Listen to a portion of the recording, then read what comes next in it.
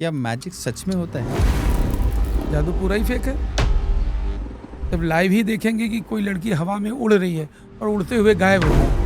बहुत सारे बाबा लोग पहले से आप जैसे आके बैठते हैं तो आपके बारे में बहुत सारी चीज़ें लिख देते हैं। धीरेन्द्र शास्त्री जी बोलते हैं कि मुझे हनुमान जी से डाउनलोड मिल रहा है। तो क्या ये भी एक जादू का फॉर्म है? आजकल बहुत पॉपुलर है सुहानी शाह, उनके आप वीडियोस देखें, आपको 100% सिमिलरिटीज मिलेगी कि जिस तरीके से वो चीज़ों को बता रहे हैं ऐसे ही वो बता रहे हैं। लेकिन कभी आपके साथ ऐसा हुआ है कि मैजिक देखने के बाद कोई आपके पास आया हो और बोला हो कि मेरे को भी जादू से सही कर दो? हाँ, ये भी होता है।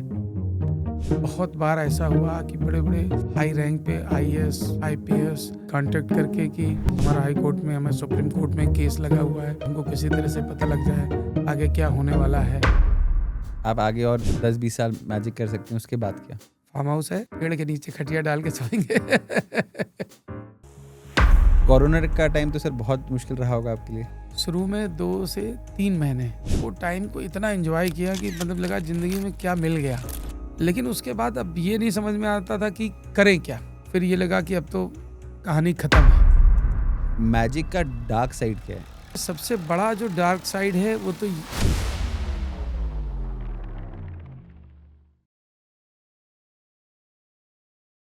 सर कैसे हैं आप और आपको अपना काम क्यों पसंद है? बहुत अच्छे हैं, क्योंकि भोपाल शहर में इस झीलों की नगरी में है और इस खूबसूरत शहर में इसकी खूबसूरती का आनंद ले रहे हैं। और हम लोग पिछले लगभग 1 हफ्ते से अपना शो यहाँ भोपाल में भारत टाकीज में कर रहे हैं। वैसे तो हम लोग 5वीं बार अपना शो लेकर आए हैं। जी। यहाँ जो मध्य प्रदेश का शासन है, यहाँ जो एडमिनिस्ट्रेशन है, उनका भी कोऑपरेशन बहुत अच्छा रहा है। हम लोग ने जब भी पहले शोज़ किए हैं, जी। लगभग हर बार ही ऐसा हुआ है कि गवर्नर या सीएम या कई सारे कैबिनेट मिनिस्टर्स हमारे शो में ज़रूर आए हैं। जी। और यहाँ की जो जनता है और जो इस शहर की खूबसूरती है, जी।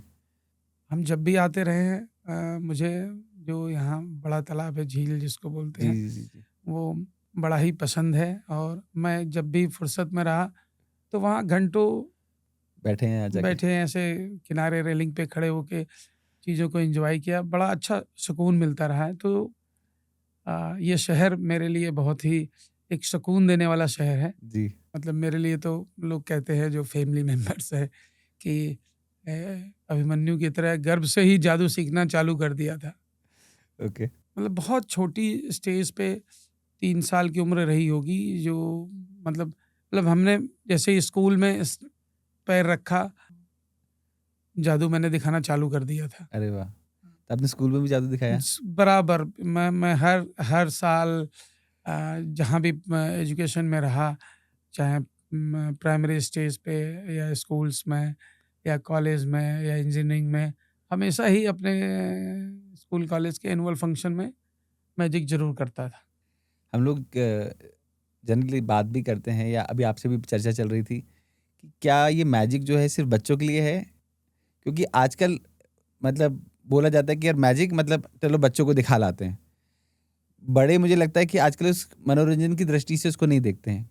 देखिए, मैजिक एक बहुत ही वास्ट सेगमेंट है, इसमें बहुत सारी चीज़ें हैं। हम लोग जिस तरह का शो करते हैं, इसको मैजिक के फील्ड में इल्यूज़न बेस्ड शो बोलते हैं, ओके। जो एक बड़ी टीम वर्क में ही किया जाता है। जी। जैसे हम लोगों की टीम लगभग 100 लोगों की टीम है, जी। जो शोज़ में जुड़ी हुई है। हमारा हेड ऑफ़िस कानपुर में है। जी। अ, वहाँ करीब 15 से 20 लोग काम करते हैं। तो हमारा जो शो है, जी। ये एक फुल्ली एंटरटेनमेंट लाइव शो किसी भी तरीके का जो आप देखते हैं कि इसमें म्यूज़िक भी है, कॉमेडी भी है, थ्रिल भी है, सस्पेंस भी है। और सबसे बड़ी चीज़ कि मैजिक आज के समय में जो लाइव शो का कॉम्पिटिशन है वो स्क्रीन से हो गया है बिल्कुल सही बात है। कि लोग मोबाइल में लगे रहते हैं और चीज़ों को मोबाइल में ही देख के खत्म कर देते हैं। एन्जॉय कर लेते हैं। हाँ। लेकिन मैजिक ऐसी चीज़ है कि इसको आप स्क्रीन में मज़ा नहीं आता। मुझे लगता है महसूस भी नहीं कर सकते उस हाँ, हिसाब से। जो उसका थ्रिल है उसका रोमांच आपको स्क्रीन पे मिल ही नहीं सकता। आप कितनी बड़ी स्क्रीन, बड़े से थिएटर में भी आप मैजिक शो अगर आप स्क्रीन पे देख रहे हैं, तो वो आपको एंजॉय नहीं आएगा जो आपको लाइव आएगा, क्योंकि इसमें जो मैजिकल इफेक्ट्स हैं, जी। जब तक आपके दिमाग में रहेगा कि इसमें अगर स्क्रीन पे देख रहे हैं तो कोई इसमें एडिट हो सकता है, टेक हो सकता है, तो वो थ्रिल आपको नहीं आएगा। जब लाइव ही देखेंगे कि कोई लड़की हवा में उड़ रही है और उड़ते हुए गायब हो गई, और आप स्क्रीन पे देखेंगे तो लगेगा कि इसमें कुछ इफेक्ट डाला होगा। वीएफएक्स डाला हुआ है, हाँ, कुछ हाँ। भी किया जा सकता है। राइट। मैं कहीं पढ़ रहा था कि जो मैजिक है, मैजिक बेसिकली एक आर्टिस्ट की कला तो है ही, पर साथ में मैजिक एक ऐसी चीज है जो दूसरों के इंसान के दिमाग में होती है मैजिक, क्योंकि आप साइंस की चीज को इतनी स्मूथली आपने एकदम से कर दिया कि वो उस चीज को समझ ही नहीं पाया और उसको उसने मैजिक को समझ लिया। हम लोग के फील्ड में इसको एक दूसरी भाषा में भी बोलते हैं कि आने वाले समय का विज्ञान जो है वो जी। आज का जादू है। जी। आप सिंपल एक मोबाइल ही का एग्जाम्पल ले लीजिए। आज से बहुत समय पहले जब मोबाइल की किसी को परिकल्पना नहीं थी, और उस समय में मोबाइल जैसी चीज़ किसी के हाथ में हो और आपको कहीं कोई चीज़ चल रही है और लाइव उसमें देखने को मिल रहा है, तो वो एक मैजिक ही था। चूँकि वो विज्ञान उस समय लोगों को जानकारी नहीं थी। आज के समय में वो एक नॉर्मल सबकी जानकारी में कि वैज्ञानिक चीज़ है। जी। तो आने वाले समय का विज्ञान आज का जादू है। तो हम लोग उन चीज़ों पे वर्क करते हैं जो अभी जिनके बारे में लोग जानते नहीं हैं। वो उस तरह की टेक्निक्स बहुत सारी, ये हम लोग जो शो करते हैं मैंने पहले ही बताया कि बेसिकली इल्यूजन बेस्ड शो है। जी। तो इल्यूजन क्रिएट करने के लिए बहुत सारी तालमेल बिठाना तालमेल बैठाना पड़े, इक्वेशंस बैठानी पड़ती है, जिसमें मतलब एक बहुत सिंपल सी चीज़ है कि मैजिशियन की ड्रेस है, वो एक साइकोलॉजिकली आपको इफेक्ट करती है। उसका वैज्ञानिक कोई प्रभाव नहीं है, लेकिन साइकोलॉजिकली आपके दिमाग में बैठता है वो उस गेटअप में देख के कि सामने वाला मैजिशियन है। और आपने एक बार सोच लिया कि सामने वाला मैजिशियन है, तो मैजिक तो आधा उसी समय हो जाता है दिमाग में आपके। सही बात है। उसके लिए मैजिशियन को बहुत ज़्यादा मेहनत नहीं करनी पड़ती। बहुत सारी साउंड्स की फ्रिक्वेंसीज हैं जो दिमाग पे अलग अलग असर करती है। ओके। बहुत सारे लाइट्स के इफेक्ट्स, कलर्स हैं, कलर्स कम्बिनेशंस हैं। जी। जैसे बहुत सिंपल सी चीज़ है कि आप लोग पॉडकास्ट, इतना बड़ा अच्छा स्टूडियो आपने बनाया हुआ है। मैं भी थोड़ी देर पहले देख रहा था कि आपके बहुत सारे टेक्नीशियंस लाइट्स के सेट कर रहे थे कि बैकग्राउंड में किधर से लाइट आनी चाहिए, कौन सा कलर होना चाहिए, किधर से लाइट ज़्यादा चाहिए। तो ऐसे ही मैजिक में बहुत सारे कलर कम्बिनेशंस होते हैं। मैं एग्जांपल इसलिए दिया कि उससे चीज़ उभर के आती है कि क्या चीज़ आपको दिखाई देनी है। ऐसे ही मैजिक में हम लोग बहुत सारे लाइट्स, इफेक्ट्स, उसके कलर कम्बिनेशन यूज़ करते हैं, जिससे बहुत सारी चीज़ें दिखती हैं और बहुत सारी चीज़ें नहीं दिखती हैं। हम लोगों की साइकोलॉजी पे हम इफेक्ट डाल सकते हैं। नहीं, ये साइकोलॉजी नहीं है, ये आँख के देखने का जो विज्ञान है। ओके। ये टोटल जो हमारी इंद्रियां होती हैं उसका पूरा कॉम्बिनेशन पे वो हम लोग वर्क करते हैं। तो लाइट्स, इफेक्ट्स, वो जो आँख जो देखती है जी, उसमें लाइट्स क्या मायने रखती हैं, इसके ऊपर हम लोग काम करते हैं। बहुत बहुत एक साधारण सी चीज़ है कि आप बाहर रोशनी से किसी अंधेरे या कम लाइट के कमरे में आए तो कुछ देर आपको दिखाई नहीं देता, अंधेरा महसूस होता है। वो कुछ एक समय होता है, उसके बाद फिर आप नॉर्मल हो जाती हैं आपकी आंखें। तो ये आप इस तरह की बहुत सारी चीज़ें हैं कि लाइट का इफेक्ट आँख के ऊपर पड़ता है। बहुत सारे कलर्स हैं कि वो कलर आप उसको दिखा देंगे तो उसके बाद दूसरा कलर आपको दिखाई नहीं देगा बहुत देर तक। वो चीज़ आपके सामने रखी है लेकिन वो चीज़ आपको दिखाई नहीं देगी। तो ये बात हो गई लाइट्स की। इसके साथ ही साउंड्स की, म्यूज़िक की फ्रिक्वेंसीज हैं बहुत सारी जो हमारी सुनने की क्षमता है उस पर अलग अलग तरीके से प्रभाव डालती है। ओके। छोटा सा एग्जाम्पल देते हैं। आपने बहुत सारे, अब तो चलिए सरकार ऐसी है कि बम ब्लास्ट ना के बराबर है, लेकिन पहले बहुत ऐसा होता था कि लाइव इंटरव्यू देखने को मिलते थे कि बम ब्लास्ट हुआ, माइक लेके रिपोर्टर खड़ा है, उन्होंने कैमरा लगा हुआ, पूछा कि आप चश्मदीद हैं, आपने कैसा महसूस किया, क्या देखा आपने। तो वो सामने वाला बोलता है कि सर एक बहुत ज़ोर सा धमाका हुआ और मेरे सामने अंधेरा छा गया। हाँ, खुले रोशनी में अंधेरा क्यों छा गया? सिंपल मान लीजिए मोबाइल या आप लैपटॉप मान लीजिए। इसमें क्या होता है, एक रैम होती है, जी, एक हार्ड डिस्क होती है। जी, इस पे आप बहुत सारे सॉफ्टवेयर्स आप काम करते हैं जी, और जो रैम होती है उसकी एक लिमिटेशन होती है जी, कि 8 कैपेसिटी जीबी की होती है। रैम है, 12 जीबी की रैम जी, है, 4 जीबी की रैम है। जी, ऐसे ही मोबाइल में होता है। जी। चूँकि जहाँ तक आपने बताया कि आप इलेक्ट्रॉनिक फील्ड इलेक्ट्रॉनिक्स से, एंड कम्युनिकेशंस इंजीनियरिंग करी हुई है मैंने। तो जी, आपको इसके बारे में बहुत अच्छे से जानकारी होगी कि अलग-अलग जो सॉफ्टवेयर होते हैं, एप्लीकेशंस होते हैं, जी, उनका एक अपना साइज़ होता है कि बिल्कुल होता है। ये इतने जीबी का है, इतने एमबी का है। तो वो जब सॉफ्टवेयर आप किसी कंप्यूटर में खोलते हैं, तो उस रैम के अंदर वो हार्ड डिस्क से वो सॉफ्टवेयर रैम में रैम शिफ्ट में चले होता है। जाता है, शिफ्ट हो जाता है। तो रैम में उतनी वो स्पेस ले लेता है। हुँ, बाद उस पे जब आप काम करते हैं तो जो फ़ाइल होती है, उस फ़ाइल का जो अपना स्पेस होता है वो रैम में और उतना स्पेस ऑक्यूपाई करता है। बहुत सारे लोगों की आदत होती है कि जैसे मैं ही हूँ, बहुत सारे एप्लीकेशंस हमेशा लैपटॉप में खुले ही रहते हैं। बिल्कुल। तो एक बहुत सारा स्पेस वो रैम को ऑक्यूपाई कर लेता है। अभी तो अच्छी रैम्स के सिस्टम्स हैं। पहले जब कम साइज़ के रैम्स वगैरह होती थी, जी, तो आपने सिस्टम ऐसा हैंग हो जाते थे। महसूस किया हो थोड़ी देर काम करने के बाद सिस्टम हैंग हो जाता था। बिल्कुल हो जाता था। आदमी के नहीं तो वो क्या करता था, उसको रीस्टार्ट करता था। तो रीस्टार्ट किया तो जो एक्सेस चीज़ें खुली हुई थी वो बंद हुई। बंद हुई। आप जिस पे आप फिर आपने जो सिस्टम आपने एप्लीकेशन खोला, केवल उतना सिस्टम ऑक्यूपाई किया, बिल्कुल। तो वो फिर से काम करने लगता था। ऐसे ही दिमाग की अपनी एक रैम्स मतलब एक एक अपनी लिमिटेशंस है जी, इंफॉर्मेशन को एक बार में कलेक्ट करने की। तो जब ज़ोर से धमाका हुआ, कोई ब्लास्ट हुआ, तो जो सुनने की क्षमता है, उसने दिमाग के स्पेस को इतना ज़्यादा उसका ऑक्यूपाई कर लिया कि वो हाइबरनेशन मोड में कि चले गए हो। दूसरी चीज़ें, दूसरे सॉफ्टवेयर उस पे काम करना बंद कर दिए। आँख देख रही है रोशनी है, लेकिन चूँकि उसके सॉफ्टवेयर को काम करने के लिए जगह नहीं है दिमाग में, तो उसको वो काम ही नहीं कर रहा, लग रहा अंधेरा है। राइट, बिल्कुल सही कह रहे हैं। लेकिन इस तरह से कभी किसी ने सोचा नहीं होगा इस चीज़ को। हाँ, ट्रू। ऐसे बहुत सारे साउंड टेक्निक्स हैं, जो म्यूज़िक के फ्रीक्वेंसीज़ हैं, लाइट्स के मैंने बताया कलर्स हैं, जो हम स्टेज के सेट्स लगाते हैं, हुँ, हुँ, उसका कॉम्बिनेशंस है, हुँ, जो हुँ। हमारे आर्टिस्ट मूव करते हैं उसका कॉम्बिनेशन है। ये बहुत सारी चीज़ें एक इक्वेशंस क्रिएट करके हम लोग एक कोई इल्यूज़न क्रिएट करते हैं। क्रिएट करते हैं। तो आप बचपन से अपने फादर से ही आपने सीखा जी, और बिल्कुल। किसी से नहीं, बाहर जाके भी सीखा है आपने? बेसिकली तो मैंने पूरा फादर से ही सीखा है। जी, मैं चूँकि इसमें इतना रम गया था, मुझे लगा कि इंजीनियरिंग की बहुत इसमें ज़रूरत है, तो मैंने फिर इंजीनियरिंग भी की, ओके। मैकेनिकल से। जी, और मैं आपको बताऊँ कि हम लोग हमारी फैमिलीज़ में सभी इंजीनियर्स हैं।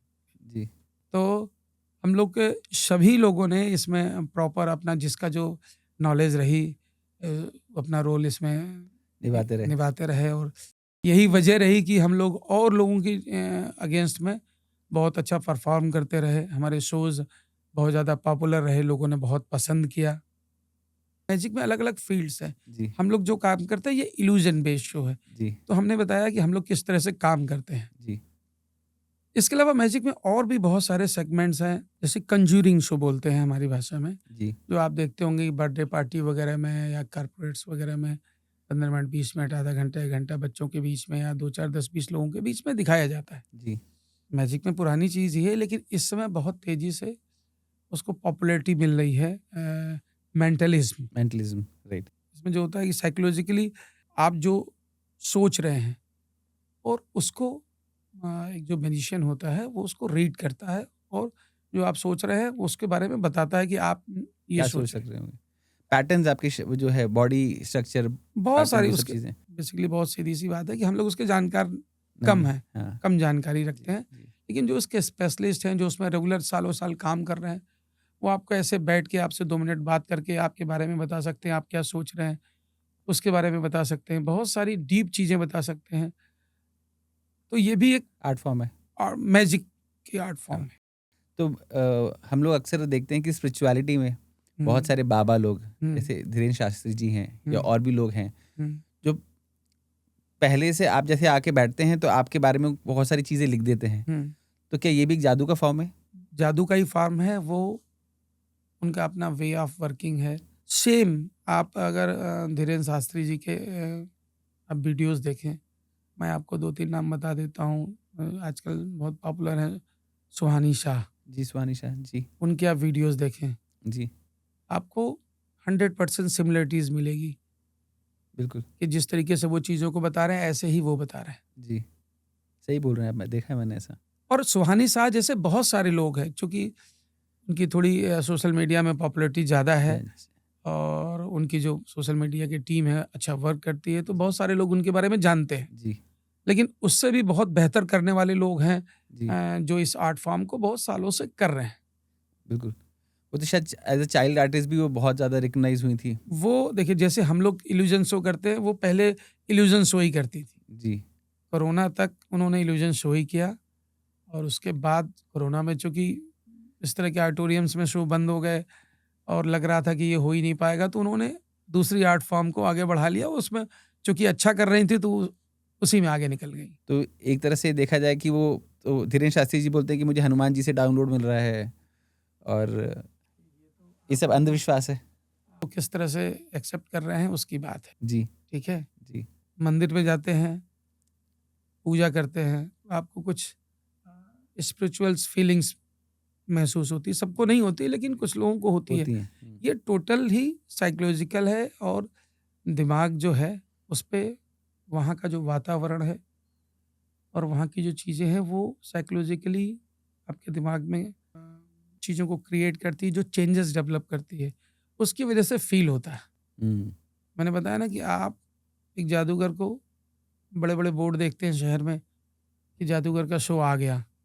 अब यहाँ इतने तारीख को इतने बजे शो चालू होगा। लोग 3 दिन, 4 दिन, 10 दिन पहले से एडवांस बुकिंग कराते हैं। ऑडिटोरियम में एक-एक सीट सेलेक्ट करते हैं कि कहाँ से देखने से हमको बेहतर अच्छा लगेगा। दिखेगा, हाँ। सीट सेलेक्ट करते हैं, उसके बाद 1 घंटे पहले से घर निकलते हैं, वहाँ पहुँचते हैं, तो साइकोलॉजिकली वो मैजिक से जुड़ते चले जाते हैं, मैजिक में बनते चले जाते हैं। बिल्कुल। और आप साइकोलॉजी पहले से रेडी हो जाते हो कि हम या मैजिक ही कि देखने जा रहे हैं। मैं कि हम मैजिक देखने जा रहे हैं। हाँ, ये सब चीज़ें जादूगर के लिए बहुत आसान हो जाती है। ऐसे ही उसमें है कि आप ये मान के जाते हैं कि हम एक ऐसे सिद्ध पुरुष के पास जा रहे हैं जो सब कुछ जानता है, सब कुछ कर सकता है, और हमारी समस्याओं का निवारण दे देगा निवारण वो। दे देगा। तो वो आपको दिमाग उसके लिए ऑलरेडी एडजस्ट हो जाता है कि वो जो बता रहा है वो बस आपका निवारण हो गया। कभी आपके साथ ऐसा हुआ है कि मैजिक देखने के बाद कोई आपके पास आया हो और बोला हो कि मेरे को भी जादू से सही कर दो? बहुत सारे लोग, बहुत सारे, मतलब इतना ज़्यादा अंधविश्वास है हमारे समाज में, इतना ज़्यादा अंधविश्वास है कि बहुत बार ऐसा हुआ कि बड़े-बड़े हाई रैंक पे आईएएस, आईपीएस हमारे पास पर्सनली डायरेक्ट, इनडायरेक्ट में मैं अपने लोग भेज के या कुछ लोग डायरेक्ट भी कांटेक्ट करके कि शर्मा जी हमारा ये काम, ये हमारा हाई कोर्ट में, हमें सुप्रीम कोर्ट में केस लगा हुआ है, उसमें क्या रिपोर्ट लगी हुई है, हमको किसी तरह से पता लग जाए आगे क्या होने वाला है। हमारे पास क्या, किसी के पास कोई ऐसी कोई दैविक शक्ति नहीं है कि जो नेचुरल चीज़ों को बदल सके। सही बात है। कोई भी महात्मा, कोई भी सिद्ध पुरुष वो ये नहीं आज तक कर, कितना भी बड़ा ज्ञानी रहा हो कि अपने जीवन को 100 की जगह 500 साल जी गया हो। सही बात है। अगर उसके अंदर क्षमता रही तो सबसे पहली चीज़ उसको यही करनी चाहिए, वो खुद अपने ऊपर करेगा वो चीज़। ठीक है? हाँ। इनफैक्ट मैंने देखा कई बार जैसे लोग पैसों का दिखाते हैं हाँ। या जैसे आपके यहाँ हाथी का कुछ दिखाया। बहुत समय पहले तक हाथी गायब करते थे जी, अपने शो से। जी। तो हर शो में एक हाथी गायब करते थे। ऐसे कितने आप हाथी लेके सोचिए कि आने हमको पड़ेंगे कितने आपको? हाथी चाहिए गायब करने के लिए, सही बात अगर है। एक्चुअल गायब होता है तो। सही बात है। तो हम लोग वही चीज़ अपीयर कर सकते हैं जो हमारे पास होती है, जी, और जो गायब भी करते हैं वो वहाँ से गायब होके कहीं और चले जाता है। और रहती है हमारे पास, जी, जी, जिसे हम दोबारा गायब करते हैं। जी। हमने इसी इसी भ्रम की वजह से हम लोग ये आइटम नहीं दिखाते हैं कि बहुत सारे नोट्स बना के आपको दिखा देते हैं कि गड्डी के गड्डी उड़ा देंगे हाथ से बना के। हम लोग इसी वजह से इस आइटम को नहीं दिखाते हैं कि भ्रम लोगों के अंदर नहीं जाना चाहिए कि जादूगर की क्षमता है कि कितने भी नोट बना सकते हैं। जब नोट बना सकते हैं तो इतना सुबह से शाम तक क्यों मेहनत करेंगे फिर? इतनी मेहनत क्यों कर रहे हैं, सही बात है। ठीक है? और हम क्यों, हम सर, अगर हमारी क्षमता होती तो सरकार के लिए, समाज के लिए, हैं?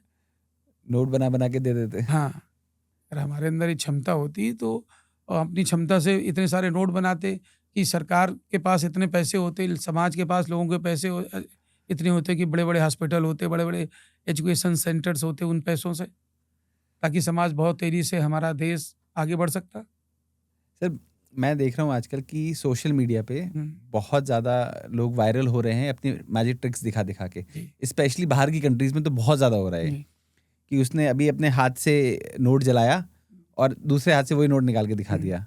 या एक मैजिक हम लोग बीच में बात कर रहे थे अलग-अलग फॉर्म ऑफ मैजिक आर्ट। जी, तो उसमें स्किल ऑफ हैंड्स ओके। एक आर्ट फॉर्म है मैजिक की, जो टोटली प्रैक्टिस के ऊपर जो है डेवलप होती है। आपके सामने सिक्का दिखाया, गायब कर दिया, पेन दिखाया, गायब कर दिया, या खाली हाथ से बहुत सारी चीज़ें बना के दिखा दी। ये भी बहुत अच्छा आर्ट फॉर्म है मैजिक में, और बहुत ज़्यादा इफ़ेक्ट डालता है लोगों के ऊपर। तो जैसे आप मथुरा में प्रेमानंद जी के पास गए थे आप हाँ, जब, तो मैंने देखा कि आपने वो कोक की बॉटल से पानी निकाल दिया था हाँ। और नहीं, हमने भभूत पहले तो निकाल दी थी भभूत आपने। निकाल दिया, खाली हाथ पूरा ऐसे दिखाया और जी, हाथ में से ढेर सारा भभूत निकाल कर दिखा दिया। बहुत समय पहले, अब तो धीरे-धीरे उनका नाम कम हो गया है। जी, सत्साई बाबा एक हुआ करते थे। जी। वो क्या करते थे कि ऐसे भभूत निकाल के आशीर्वाद देते थे। हाथ बढ़ाया, एक सुपारी निकाली और माला बनाया और उम, दे दिया।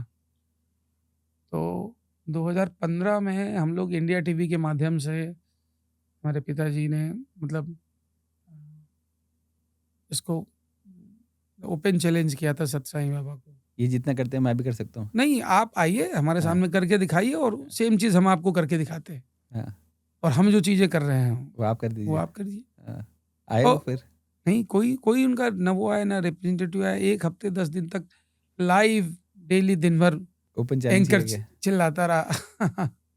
नहीं, चूँकि वास्तव में वो चीज़ें हैं नहीं, हुँ, और हम लोग उनका कोई विरोध नहीं करते और उनकी चीज़ों को डिनाई नहीं करते। लेकिन वही मैंने बताया ना, चूँकि आप उनको उस नज़रिए से देख रहे हैं, इसलिए उनका प्रभाव आप पे उस तरीके का पड़ रहा है। आपको ऐसा महसूस होता है कि वो उनके अंदर ये शक्ति है। तो आपको क्या लगता है गलत हैं वो लोग? देखिए, पूरी तरह से गलत नहीं कहा जा सकता, क्योंकि देखिए आज के समय में लोगों को इन सब चीज़ों की ज़रूरत भी है। एक दिमागी सुकून की भी ज़रूरत है, जो इतनी आस्थाएँ हैं, मंदिर है और बहुत सारे ऐसे धार्मिक स्थल हैं, जहाँ लोग पूजा प्रार्थना करते हैं। तो आज के समय में इतना मेंटल डिस्टर्बेंस है कि ऐसी जगह पे जाके लोगों को एक दिमागी सुकून मिलता है, एक शांति मिलती है। तो एक अपने हेल्दी शरीर के लिए ये सब चीज़ें ज़रूरी भी हैं। हुँ, हुँ, हुँ, हुँ। तो उसको पूरी तरह से गलत नहीं कहा जा सकता, वो एक तरीके से सोशल वर्क ही है। लेकिन लोगों की गलती है कि उसको गलत वे में ले जाते हैं। एक्सेप्ट कर रहे हैं। हुँ, हुँ। अभी हम आपके मैजिक के ऊपर बात कर रहे थे। ऐसा कभी आपने कोई लाइफ़ में कोई मैजिक परफ़ॉर्म किया है जहाँ आपको लगा कि आज मैं मरते-मरते बच गया? हम लोग की लाइफ तो मतलब हमेशा ही स्टेज के ऊपर डेंजर में ही रहती है। हम लोग, हमारी टीम के लोग, बहुत सारे हम लोग थ्रिलिंग शोज़ करते हैं। अ, जान का खतरा तो होता ही है। लेकिन क्या आप एक सिंपल रोड के ऊपर बाइक चला रहे हैं, उसमें भी जान का खतरा है? नहीं, ऐसा कोई इंसिडेंस मैं आप पूछना चाह रहा मैं हूँ। बता रहा हूँ, जी, ट्रेन में चल रहे हैं, प्लेन में चल रहे हैं, वहाँ भी जान जान का बिल्कुल जान खतरा का है। खतरा है। कोई टेक्नोलॉजी फ़ेल हो गई, प्लेन क्रैश हो गया, तो वहाँ भी जान जा सकती है। ऐसे ही हम लोग भी बहुत सारी चीज़ें यूज़ कर रहे हैं, उसमें अगर कोई चीज़ सिस्टम का फेल्योर हो गया तो वहाँ भी रिस्क फैक्टर है, ओके, ठीक है? लेकिन ये एक अच्छा हमारे साथ एक्सपीरियंस रहा कि हम लोग लाइव परफ़ॉर्मेंस में कभी हमारे साथ ऐसा ऐसा नहीं नहीं हुआ। हुआ। लेकिन प्रैक्टिस सेशन में बहुत सारे एक्सीडेंट्स होते रहे हैं, हुँ, बहुत सारे लोगों को चोटें लगती रही हैं। लेकिन ऐसा प्रैक्टिस सेशन में हुआ है, एक खुशकिस्मती है, और एक जो काम करने का ढंग है उसकी आप सक्सेस कह लीजिए कि लाइव परफॉर्मेंस में इस तरह की चीज़ें हमारे साथ नहीं हुई। तो अगर आज की तारीख में कोई एक मैजिशियन बनना चाहता है, हुँ। तो उसके लिए कोई अच्छे इंस्टीट्यूट्स हैं हमारे पास? देखिए, बहुत सारे इंस्टीट्यूट्स हैं, हम इस पे भी बात करना चाहते थे। हम इसको बहुत स्टार्टिंग से समझाना चाहते हैं आपको जी। कि आज के समय में जो अ, सोसाइटी के अंदर हमारे लोगों के बीच जो अंधविश्वास है, उसको अगर बेसिकली देखिए, ये सब चीज़ें तो गवर्नमेंट की चीज़ें हैं। जी। गवर्नमेंट अगर इसको ख़त्म करना चाहती है, गो अंधविश्वास को। अंधविश्वास को और इस तरह की चीज़ों को सिरे से जड़ से मिटाना चाहती है, तो हमारे बहुत सारे सजेशंस हैं। हमारे जैसे बहुत सारे इस फील्ड में जो अच्छे लोग हैं, उनके सजेशंस हैं। अगर गवर्नमेंट, हम लोगों ने प्रयास भी किया, कुछ गवर्नमेंट के मिनिस्टर से कई स्टेटों में हमारी बातचीत भी हुई। उन्होंने भरोसा भी दिया, लेकिन अभी तक प्रॉपरली इस पे कोई वर्क हुआ नहीं। मतलब हम लोग का कहना है कि मैजिक को आप एजुकेशन से जोड़िए। इसको ओके। पूरा कोर्स इसके बारे में चलाया जा सकता है। जैसे और प्रोफेशनल कोर्सेज़ हैं, वैसे इसमें भी डिग्री, डिप्लोमा, सर्टिफ़िकेट कोर्सेज़ बनाए जा सकते हैं और लोगों को डिग्रियाँ दी जा सकती हैं। ताकि अगर बच्चे का बेस अगर इस स्ट्रांग हो मैटर में गया। स्ट्रॉन्ग हो गया, हुँ। कहा जाता है कि अपने समाज में सेक्स के ऊपर भी बात नहीं होती, सेक्स की बिल्कुल। कोई प्रॉपर एजुकेशन नहीं सेक्स को होती। टैबू माना जाता है बहुत। हाँ, उसकी वजह से लोग काफ़ी मिसगाइड होते हैं। वैसे ही मैजिक में है। इसमें अगर जानकारी लोगों को होती है तो पहले तो लोग मिसगाइड, हम लोग का सीधा-सा कहना है कि इसको, ये टोटली एक एंटरटेनमेंट आर्ट है। हमेशा इसको मनोरंजन की आप दृष्टि से देखिए। कभी भी इसे आप कोई दैविक शक्ति मानेंगे, कोई सिद्धि मानेंगे, चमत्कार के रूप में लेंगे, तो पक्का कहीं न कहीं, किसी न किसी रूप में आप ज़रूर ठगे जाएँगे। सही बात है। तो इंस्टीट्यूट्स हैं, सिखाने वाले भी बहुत लोग हैं। बट जैसे अभी आपने कहा कि गवर्नमेंट से आपने अप्रोच किया, बट आपको नहीं लगता अगर गवर्नमेंट ये चीज़ें हटा देगी, तो इससे गवर्नमेंट को ही नुकसान हो जाएगा? अ, गवर्नमेंट को फैक्ट तो वोट नहीं मिलेंगे। फैक्ट तो नहीं, वोट तो गवर्नमेंट को मिलेंगे ही, लेकिन मिसगाइड करके नहीं बट ले लोगों में सकते हैं। अवेयरनेस बढ़ जाएगी ना। अवेयरनेस बढ़ जाएगी, हाँ। अवेयरनेस बढ़ जाएगी। अवेयरनेस बढ़ जाएगी तो लोग समझने लग जाएंगे हाँ, और बहुत बड़े-बड़े बाबाओं के धंधे बंद हो जाएंगे। देखिए, बाबाओं का धंधा अलग चीज़ है, गवर्नमेंट अलग चीज़ है। क्योंकि आजकल बोला जाता है ना कि बाबाओं का भी पैसा बहुत सारा नहीं, बहुत चुनाव में सारे लगता अच्छे है। लोग भी हैं, बहुत सारे जी। अच्छे लोग भी हैं। जी। जैसे पीछे भी हम लोग मथुरा में शो कर रहे थे, प्रेमानंद जी से हमारी 2-3 बार मुलाकात हुई। जी। और वैसे भी अच्छे लोग हैं, जी। जो लोगों को बिल्कुल भी मिसगाइड नहीं करते हैं। हमेशा जो उनकी बातें रही हैं, वो एक प्रोडक्टिव रही और एक पॉजिटिव वे में उन्होंने चीज़ों को एक्सप्लेन किया और समझाया, तो ऐसे लोग भी हैं। तो ये तो आपके ऊपर है कि आप किन लोगों से सीखना जुड़ते चाहते हैं। हैं। अगर एजुकेशन में आ गया, तो आपके पास ये समझ आ जाएगी कि हमें किन लोगों से जुड़ना है। जुड़ना है और किन लोगों को डिनाय करना है। जी। वो समझ एजुकेशन से ही आएगी और वो काम सिर्फ सरकार कर सकती है, गवर्नमेंट कर सकती है। हम लोग इंडिविजुअल लेवल पे कितना भी प्रयास करें, तो जितनी मास में अवेयरनेस की ज़रूरत है, वो हम नहीं कर सकते। ट्रू। और हम लोग जो कर भी रहे हैं, उसमें गवर्नमेंट को जो हमें सपोर्ट करना चाहिए, वो प्रॉपर सपोर्ट भी नहीं है। बट मुझे जितना मालूम है कि केरला में गवर्नमेंट सपोर्ट करती है, जी, कर रही है। बट हमारी गवर्नमेंट यहाँ नहीं करती। अब ये तो और दोनों गवर्नमेंट की, स्टेट्स इंडिया की ही हैं। बहुत सारी स्टेट्स में अलग-अलग चीज़ें हो रही हैं, अलग-अलग तरीके से। तो गवर्नमेंट के, जो लोग गवर्नमेंट चला रहे हैं, उनकी अपनी थिंकिंग है अपना। जैसे मेरा प्रश्न था आपसे कि लोग कैसे अपने करियर्स में बिल्डअप कर सकते हैं, तो आपने बताया कि लोग इंस्टीट्यूट्स में सीख सकते हैं। इसमें कोई एज क्राइटेरिया भी होता है लोगों नहीं, का? इसमें इस मैजिक में कोई एज क्राइटेरिया नहीं है। ओके। देखिए, डिपेंड करता है कि आप का पर्पस क्या है आपको सीखने का। आप एक अपने शौक के लिए सीखना चाहते हैं कि आप अ, ये एक बहुत ऐसी भी चीज़ है, आर्ट फॉर्म ऐसी है कि आप कहीं भी जाएँगे तो आपको प्रॉपर रिस्पॉन्स मिलेगा, अच्छी रिस्पेक्ट मिलेगी। कुछ लोग लोग का इसके लिए अटेंशन भी खींच सकते अटेंशन हैं। अटेंशन अटेंशन के लिए खींच भी सकते बहुत हैं। सारे लोग इसको शौकिया सीखते हैं और परफॉर्म भी करते हैं जगह-जगह पे जब उनको मौका मिलता है। तो एक तो उस तरीके से भी लोग सीखते हैं। एक सीखते हैं कि आपको भई as a business, as a commercial इससे अर्निंग करनी है। इसमें अर्निंग है इतनी? हाँ, अर्निंग बहुत है। अभी तो मैंने बताया, जैसे मेंटलिज़्म आ गया है, मेंटलिज़्म में तो ऐसा है कि उसमें खर्च बहुत कम है, कम है, ना के क्योंकि बराबर है। सिंगल इंसान है जो जैसे कर रहा है। स्टैंड-अप का आजकल कॉमेडियन है। जी। स्टैंड-अप का आजकल ट्रेंड है, जी। उसमें भी कोई एक्सपेंस नहीं है, जी। ठीक है? जी। बस इंडिविजुअल एक आदमी की अपनी परिकल्पना है, अपनी सोच है, अपना प्रेजेंटेशन है, जी, उसके ऊपर पूरा। और बहुत अच्छे-अच्छे पैसेज़, अच्छे-अच्छे कॉमेडियंस को, स्टैंड अप्स जो कर रहे हैं, उनको बहुत अच्छे-अच्छे पैसे सोच के मिल रहे हैं। जी, कोई उनकी प्रिपरेशन नहीं, कोई तैयारी नहीं, ऑडिटोरियम बुक किया, एक तुरंत फ्लाइट से उतरे, होटल में फ्रेश हुए और जाके शो करके चले गए। जी, और हमारी जैसे लोग जो काम करते हैं, हम लोग को तो 100 सवा 100 लोगों की टीम है। जैसे शहर में शो करने के लिए 1 महीना, 1.5 महीना पहले से पूरी प्रिपरेशन करनी पड़ती है। पूरे शहर में एडवर्टाइज़मेंट्स करने पड़ते हैं। ऑडिटोरियम्स का सेटअप करना पड़ता है, स्टेज का सेटअप करना पड़ता है। बहुत सारे कॉस्ट्यूम्स, बहुत सारे आइटम्स, लाइट्स, साउंड सिस्टम, बहुत सारी चीज़ें करनी पड़ती है। बहुत सारा उसका एक्सपेंस आता है। आज उसके लिए पब्लिसिटी बजट आजकल सबसे बड़ा है। बहुत सारा पैसा पब्लिसिटी में खर्च करना पड़ता है, तब पब्लिक कन्वर्ट होती है। तो आपको तो बहुत खर्चा हो जाता होगा सर? इसीलिए हम लोग जो शोज़ करते हैं वो लंबे समय के लिए करते हैं, 30 जी, दिन, 40 दिन, 50 दिन। जी, और जो इस टाइप के शोज़ होते हैं, स्टैंड अप्स वगैरह, वो मैक्सिमम 1 दिन, 2 दिन, इससे ज़्यादा नहीं होते, क्योंकि उसकी एक लिमिटेड ऑडियंस है।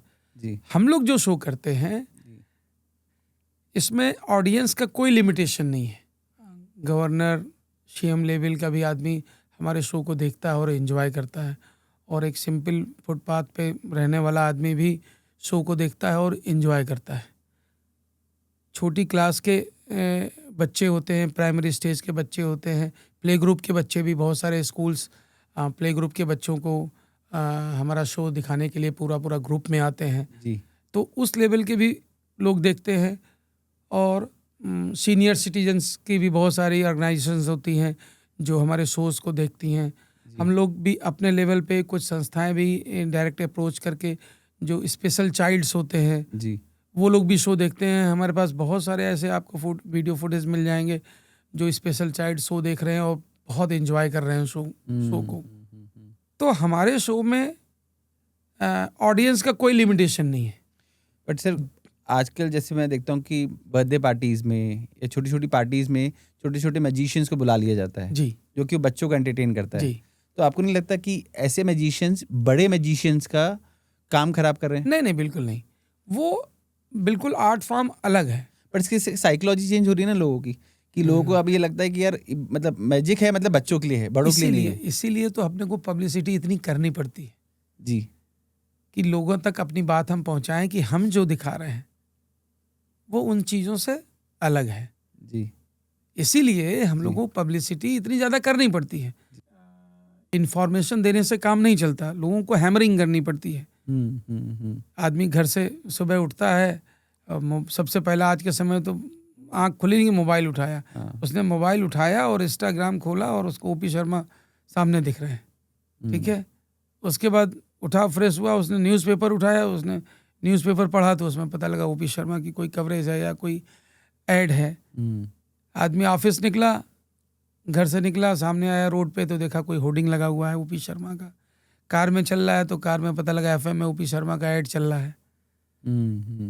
तो ये हैमरिंग करनी पड़ती है, तब लोगों को ऐसा महसूस होता है यार देखने जाना चाहिए। तो जितना मुझे समझ में आया कि इतना ज़्यादा इन्वेस्टमेंट लगता है, जी। तो एक नॉर्मल आदमी जो एक करियर स्टार्ट करना चाहता है, मुझे लगता उसके है लिए उसके बहुत मुश्किल है, बहुत मुश्किल है बहुत कि मुश्किल है, बहुत आ बहुत जाए। मुश्किल है। अगर मैजिक के स्टेज में एक प्रॉपर, समझ लीजिए, कांच का ग्लास भी यूज़ हो रहा है, तो नॉर्मल ग्लास अगर 20 रुपए का आता है, मैजिक स्टेज में हो रहा है, कुछ उसका यूटिलाइजेशन हो रहा है, मतलब उसकी कीमत कुछ भी हो सकती है। 2000 भी हो सकती है, 2 लाख भी हो सकती है। अच्छा, तो इससे छोटी-छोटी चीज़ों की चीज़ों पे बहुत महँगी-महँगी चीज़ें बहुत आती हैं। बहुत उसके पीछे प्रोसेस होता है जो वर्क करता है। तो सर आप इतना देश-विदेश में घूमते हैं, जी। आप परफ़ॉर्म करने जाते हैं, तो आपको अपनी फैमिली का टाइम मिल पाता है?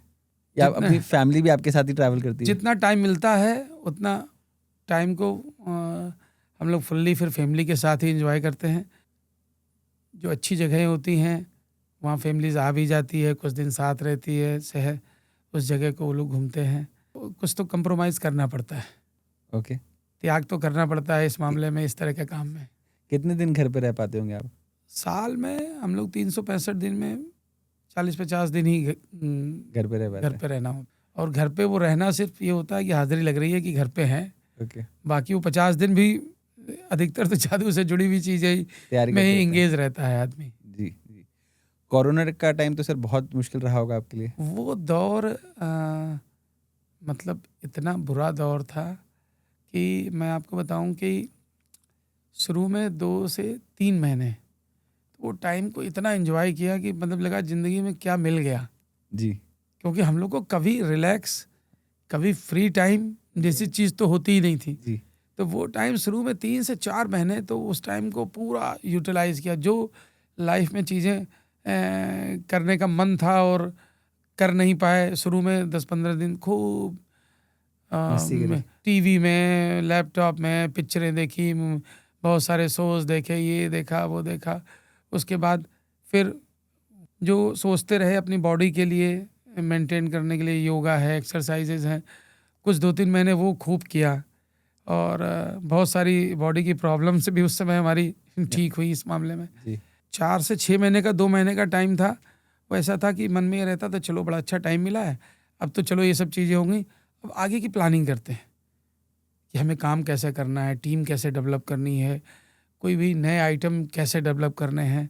अच्छा ये अच्छा रहा कुछ कि हम लोग जब कोरोना लॉकडाउन लगा जी, तो मार्च का टाइम था, मार्च में हम लोग के शोज़ बंद रहते हैं। जी, तो हमारी पूरी टीम अपने-अपने घरों में थी। घरों में थी। जी, पहला दौर डाउन हुआ, जी, धीरे-धीरे करके शोज़ मतलब इस लेवल पे आए कि स्टार्ट होने की उम्मीद दिख रही, क्योंकि ऑडिटोरियम्स तो और सिनेमा हॉल सबसे लास्ट में खोले गए। जी, जैसे ही खोले गए तो हम लोगों ने अपना शो स्टार्ट किया।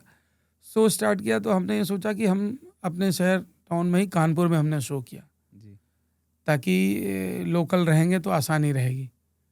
अच्छा वो शो कुछ दिन चला, उसके बाद फिर दूसरा दौर आ गया, तो उस चलता हुआ शो हमें बंद करना पड़ा। जी, उसमें ये हमारे लिए अच्छा रहा कि हमारी जो कोर टीम थी, वो सब साथ में थी। वो सब साथ में थी। जी, बाकी लोग तो चले गए, लेकिन कोर टीम साथ थी।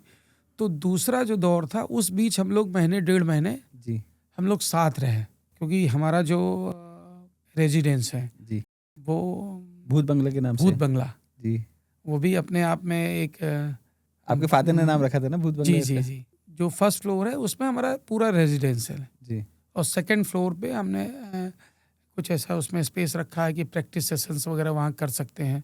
जी, कुछ गेस्ट रूम वगैरह हैं ताकि कुछ लोग आर्टिस्ट वगैरह रह रहे हैं तो वो रह सकते हैं। जी, तो उस पीरियड में हम लोग करीब 10-12-15 लोग साथ में थे। तो उस पीरियड में बहुत सारी नई चीज़ों पे हम लोगों ने काम किया। ओके, जो बाहर की चीज़ें थी, वर्कशॉप वगैरह की चीज़ें थी, वो तो नहीं हो पाई। जी, लोग जो प्लानिंग और डिज़ाइनिंग प्रोसेस था, जी। उस पे बहुत सारी नई चीज़ों पे अपने काम नए-नए किया। आर्ट फॉर्म्स भी लेके आए उस हाँ, समय? लेकिन अब उससे आगे की हम बात करें, दूसरा दौर आया, तो जब हम लोग पहले तो बहुत सारी तैयारी की हम लोगों ने। जी, उसके बाद ये प्लानिंग करने बैठते थे कि अब कहाँ से शो स्टार्ट करेंगे, क्या करेंगे। तो जब आदमी लैपटॉप खोलता था, 2 लोग 3 लोग आपस में डिस्कशन करके हम लोग कोई प्लानिंग जब इनपुट्स डालते थे, तो ये हम डाल ही नहीं पाते थे कि शो हम चालू कब करेंगे। क्योंकि सिचुएशन ऐसी थी कि हमें पता ही नहीं था कि अब ये खुलेगा कब? खुलेगा कि भी नहीं, कभी भविष्य में मास गैदरिंग हो भी पाएगी कि नहीं नहीं, हो पाएगी, इसकी भी गारंटी नहीं थी। इसकी भी उम्मीद नहीं दिख रही थी। जी, जी, जी, फिर ये लगा कि अब तो कहानी ख़त्म है। मैजिक जो टीम थी वो टोटली सबको घर भेज दिया कि सब अपने-अपने घर जाओ।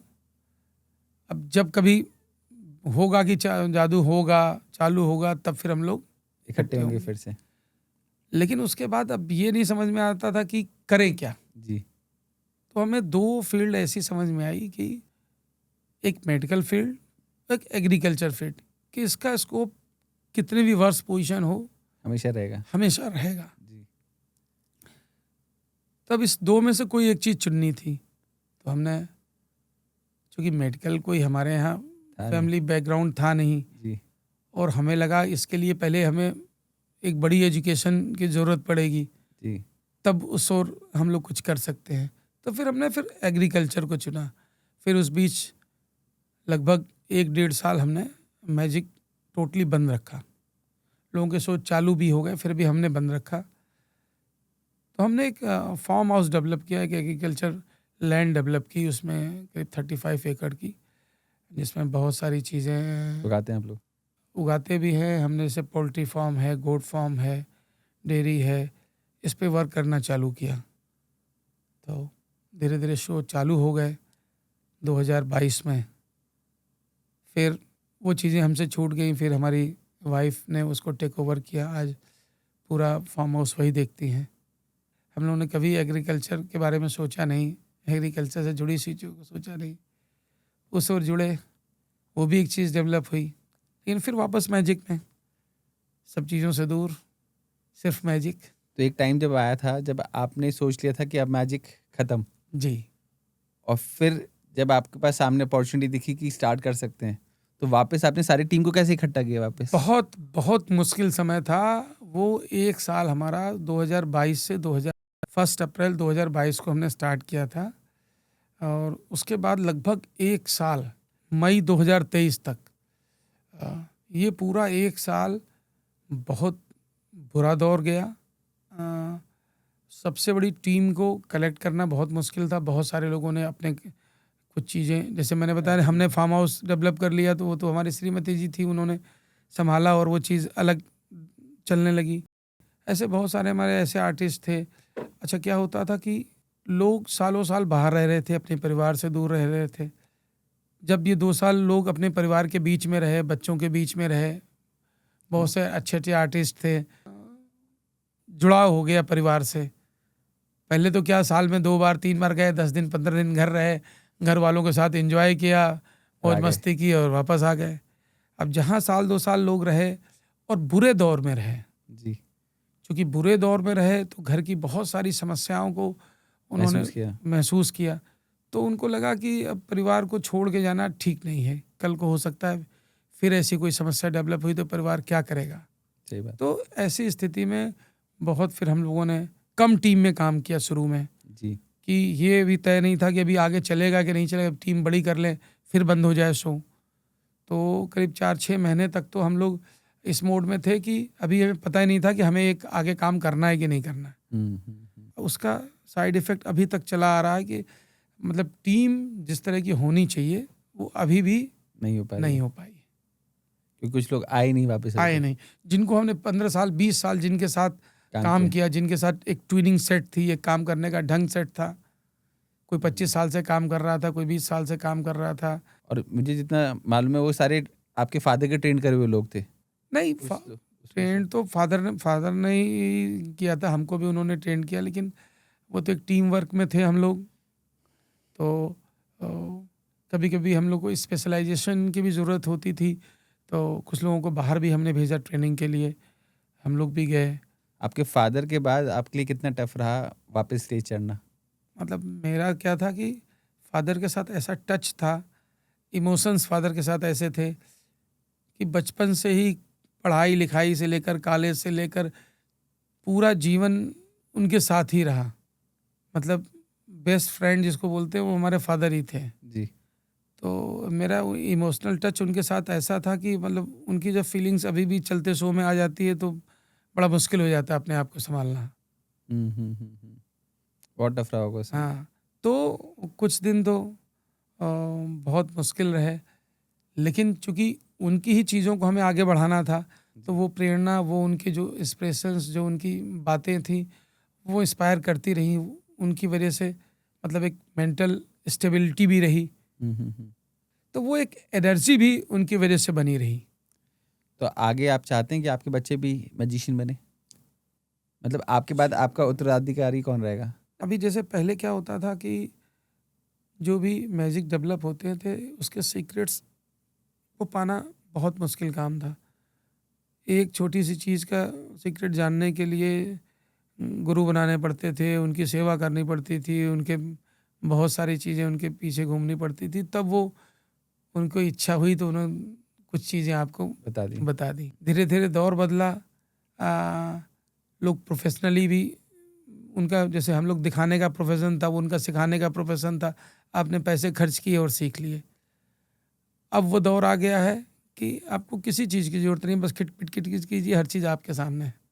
ऑनलाइन सब ट्रिक्स मिल जाती हैं। सब चीज़, मतलब मैजिक नहीं, आपको हर चीज़, एक ऑपरेशन प्रोसीजर तब आपको, मेडिकल ऑपरेशन प्रोसीजर आपको यूट्यूब पे मिल जाएंगे। सही कह रहे हैं, बिल्कुल सही कह रहे हैं आप। अब हम उस दौर में हैं, तो मैजिक आर्ट को हम लोगों ने जैसे थोड़ा सा कन्वर्ट किया, काम करने के ढंग को कन्वर्ट किया। कि पहले जो हम लोग सोच बेस करते थे, वो ट्रिक जो सीक्रेट होता था उसकी बहुत इम्पोर्टेंस होती थी। अब हम लोगों ने जो चीज़ें डेवलप की उसमें उसकी इम्पोर्टेंस को कम कर दिया है।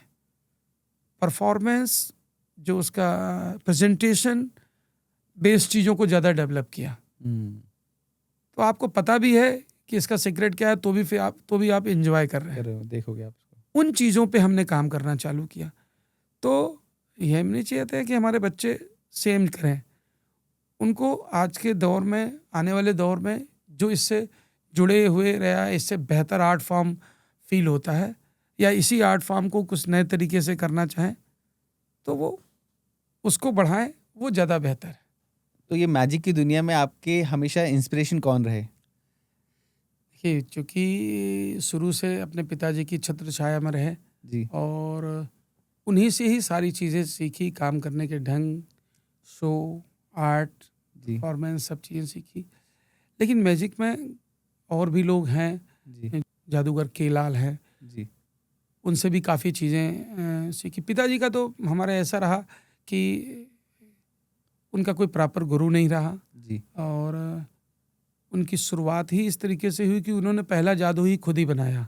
अच्छा। हाँ, मैजिक में उनका जो फार्मूला था गिव एंड टेक, जी। कि कुछ लोगों को सिखाया और कुछ जी। लोगों से सीखा। सीख लिया। जी। अगर मैजिक और मैजिक आर्ट की बात करें जी। तो जादूगर के लाल थे। जी। ये अहमदाबाद के तो एक्सपायर हो गए, काफ़ी लंबी समय तक उन्होंने शोज़ किए। जी। एक्चुअली मैजिक अपने ही देश में जन्म हुआ जी। और अपने ही देश से बाहर गया। जी। और आज विदेशों में बहुत अच्छे म्यूजिशियंस हैं जो कि हम लोग के लेवल से बहुत हाई लेवल पे शोज कर रहे हैं। जी। उसके पीछे क्या है रीज़न कि जादू में दो चीज़ें, एक टेक्निक जी। और प्रेजेंटेशन। जी।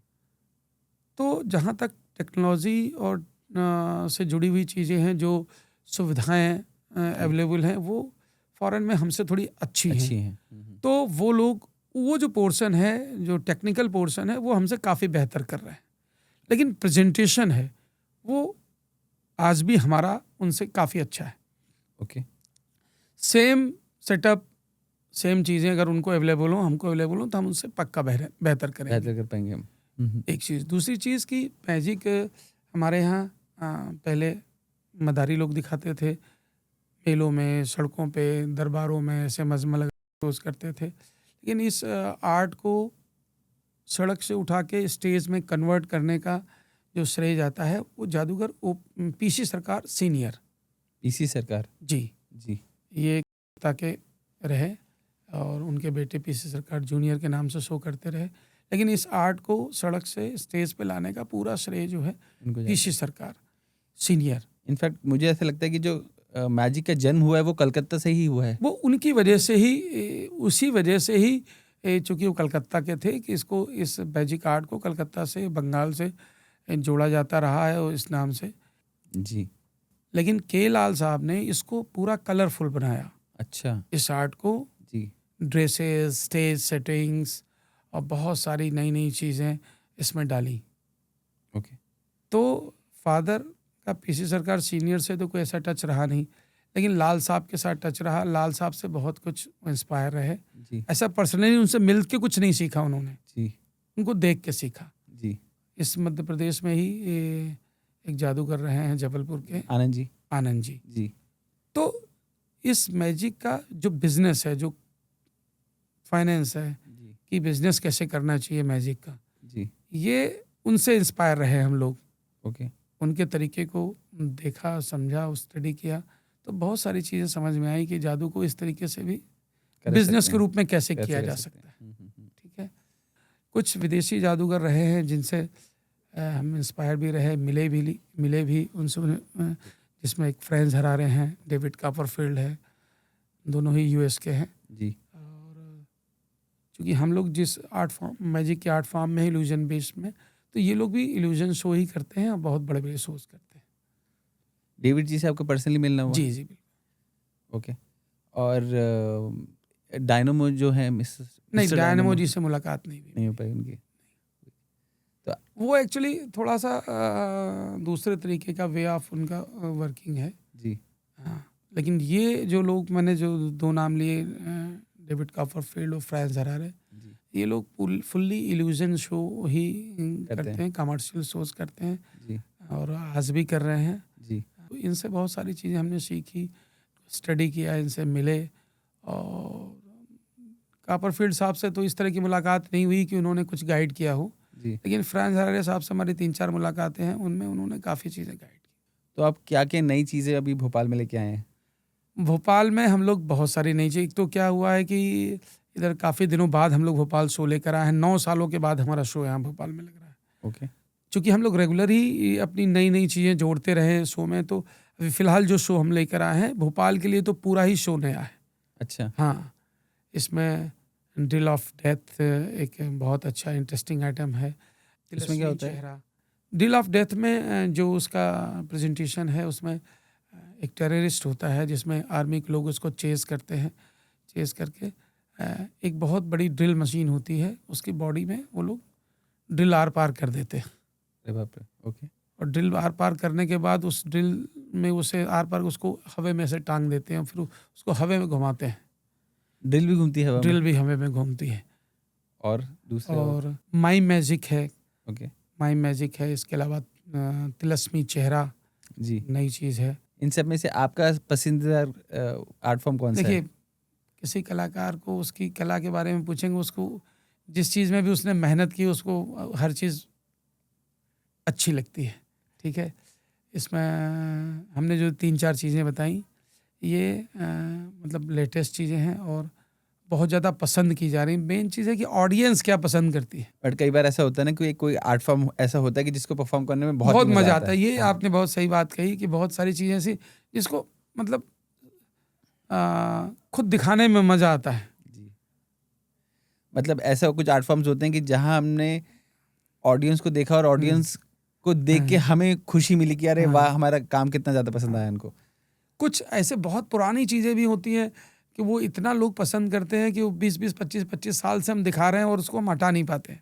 अच्छा, हाँ, ओके। ऐसी कोई है जो अभी हाँ, भी आपके अभी भी इसमें है कि राजकुमारी का आइटम है जिसमें एक मम्मी होती है, उसको हम ज़िंदा करते हैं। ज़िंदा करके उसको हवा में उड़ा के गायब कर देते हैं। ये अच्छा, लगभग मैं समझता हूँ 30 साल से हम इस सोच को कर रहे हैं और आज तक इसको हटा नहीं पाए। हटा नहीं पाए। मतलब ये एक ऐसा आइटम है कि अगर कभी ऑडियंस कम भी हो, अगर 100-150 लोग भी बैठे हों, 50 लोग भी बैठे हों, तो इस आइटम में आपको तालियाँ भरपूर मिलेगी ही मिलेगी। हुँ, हुँ, हुँ। और बहुत सारी ऐसी चीज़ें होती हैं कि देखने में बहुत मज़ा नहीं आया, लेकिन आप किसी को बताते हैं, तो वो सामने वाला उसको सुन के बहुत प्रभावित होता है। क्यों इंस्पायर्ड हो जाते हैं कि देख के हाँ, आए यार हाथी कैसे हाँ। गायब कर दिया इसने। और सबसे बड़ी है कि टीम वर्क। अभी हम लोगों ने बहुत सारे आर्ट फॉर्म ऐसे भी इसमें साथ में जोड़ दिए हैं कि जो हमारे अलावा दूसरे आर्टिस्ट परफॉर्म करते हैं। तो इसमें विदेशों से भी दूसरे आर्टिस्ट भी हैं आपके या सब नहीं, इंडियंस ही हैं? अभी इंडियंस ही हैं। ओके। क्योंकि जनरली हमने बाकी कुछ आर्ट फॉर्म्स और भी हैं जैसे फॉर हाँ, एग्जांपल मैं सर्कस की बात लूँ, हाँ। तो वहाँ पे बहुत सारे सर्कस में तो विदेशी यही आर्टिस्ट बहुत आजकल होते सिर्फ़ हैं। फॉरेन आर्टिस्ट के ऊपर ही इस समय सर्कस टिका हुआ है। जी, तो उधर विदेशी आर्टिस्ट बहुत सारे होते हैं। हाँ, हाँ। तो ऐसे आपकी टीम में सारे नहीं, इंडियंस हमें ही हैं। सब इंडियंस। तो इन इतनी बड़ी टीम को सँभालना हाँ। बहुत मुश्किल हो जाता होगा अब आपके इसके लिए? लिए पूरा डिपार्टमेंट रहता है, प्रॉपर एचआर टीम है, अकाउंट्स है, एडवर्टाइजिंग टीम है, एडमिनिस्ट्रेटिव टीम है, जो हमारी रिसर्च टीम है, हमारे पास कम से कम 8 से 10 लोगों की जो रेगुलर काम करती है। उनका क्या-क्या काम रहता है? नए-नए आर्ट फॉर्म्स को ढूँढना निकालना? दोनों चीज़ें। अभी आप सिखाते हैं लोगों को नहीं, अपनी वर्कशॉप में? सिखाने का काम बंद है, फिलहाल बंद है। ओके, क्योंकि कोरोना के बाद क्या हुआ, पिताजी की तबीयत खराब हो गई और फिर बहुत सारे जो लोग जुड़े थे, जो उस काम को देख रहे थे, वो लोग अब साथ में नहीं हैं। और तो हम पूरा शो, चूँकि टाइम शो में रहता है, तो अभी उसको दोबारा स्टार्ट करना है। आपको ऐसा लगता है कि यूट्यूब में इतना सारा कंटेंट आ गया है, उस कारण से कहीं न कहीं आपकी इंडस्ट्री को खतरा है? कोई खतरा नहीं है। क्योंकि लोगों के लिए तो रेडीली अवेलेबल है। हमारे जैसे लोगों के लिए कोई खतरा नहीं है। ओके, हम लोग जो काम करते हैं, मैंने बताया कि आने वाला जो विज्ञान है, वो आज का जादू है। जब हुँ, आप आज के विज्ञान पे आज जादू दिखाएँगे, तो वो आपके लिए मुश्किल होगा। हुँ, ओके। इसीलिए वो रिसर्च टीम है जो उस चीज़ पे काम करती है। आप लोग एआई का भी यूज़ करते हैं? नहीं, बिल्कुल नहीं करते क्योंकि हम स्क्रीन पे कुछ करते ही नहीं है। बट एआई से आप नए-नए आर्ट फॉर्म्स क्रिएट नहीं कर सकते?